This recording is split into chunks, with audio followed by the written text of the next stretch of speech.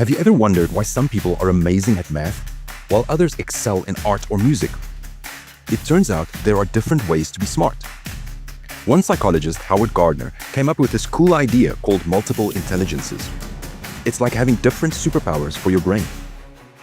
Some people have a linguistic superpower, using words effortlessly and acing debates. Others have a logical mathematical superpower, rocking equations and puzzles. And some have visual spatial superpowers, easily navigating maps and visualizing things.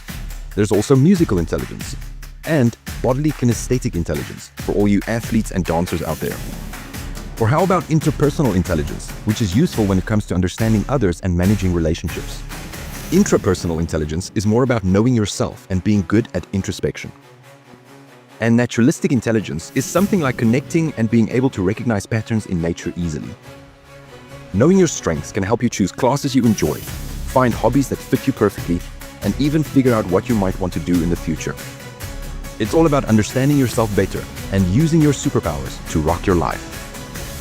Check out the quiz section on the Tools for Teens platform. There you will find the fun multiple intelligences quiz to learn more about your strengths. We'll see you there.